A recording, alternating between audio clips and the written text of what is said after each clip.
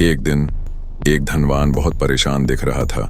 उसने झुककर कहा, जहांपनाह, मैं आपकी मदद चाहता हूं। कल रात किसी ने मेरे घर में घुसकर सोने के सिक्कों की थैली चुरा ली। ये सिक्के मेरी जीवन भर की बचत थे। यदि ये वापस नहीं मिले तो मैं बर्बाद हो जाऊंगा। कृपया मेरी मदद करें।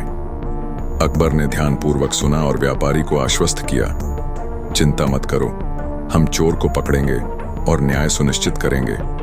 उन्होंने फिर अपने सबसे बुद्धिमान और विश्वास पात्र सलाहकार बीरबल की ओर देखा और कहा, बीरबल, यह एक गंभीर मामला है। व्यापारी का मेहनत से कमाया धन वापस मिलना चाहिए। अपनी बुद्धि का उपयोग करके इस समस्या को हल करो।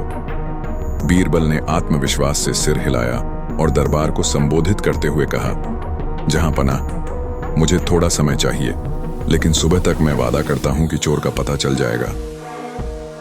अकबर ने सहमति दी और बीरबल को पूरा अधिकार दिया कि वह इस मामले को संभालें।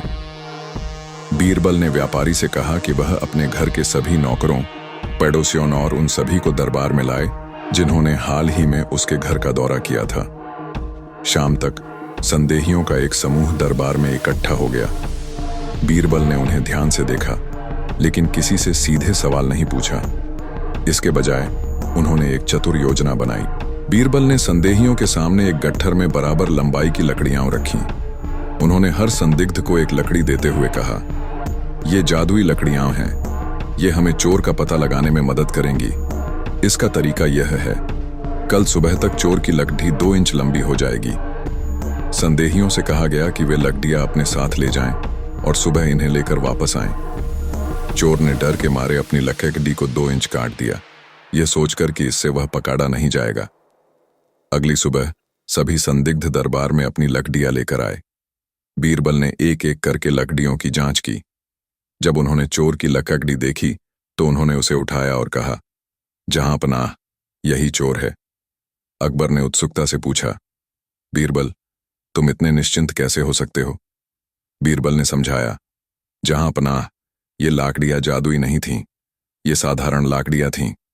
लेकिन चोर को डर था कि उसकी लकड़ी बरह जाएगी, इसलिए उसने उसे 2 इंच काट दिया।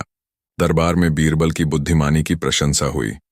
चोर ने अपना अपराध कबूल कर लिया, चोरी किए गए सोने के सिक्के लौटाए और दया की भीख मांगी। अकबर बीरबल की चतुराई से प्रभावित होकर बोले, बीरबल, एक बार फिर तुमने साबित कर दिया कि बुद्धि और चतुराई से किसी भी समस्या का समाधान हो सकता है। इस दरबार की गरिमा को बनाए रखने के लिए तुम्हारा धन्यवाद। व्यापारी ने अकबर और बीरबल दोनों का आभार व्यक्त किया। उसने कहा, मैंने तो आशा ही छोड़ दी थी, लेकिन आपकी समझदारी और बुद्धिमानी ने मुझे बचा लिया। अकबर मुस्कुराए और बोले, हमेशा याद रखो, जब दिमाग और दिल मिलकर काम करते हैं तो न्याय अवश्य होता है। और व्यापारी के सोने के सिक्के उसे वापस मिल गए। यह घटना बीरबल की अद्वितीय बुद्धिमत्ता और उनकी समस्या को हल करने की क्षमता का एक और प्रमाण बन गई।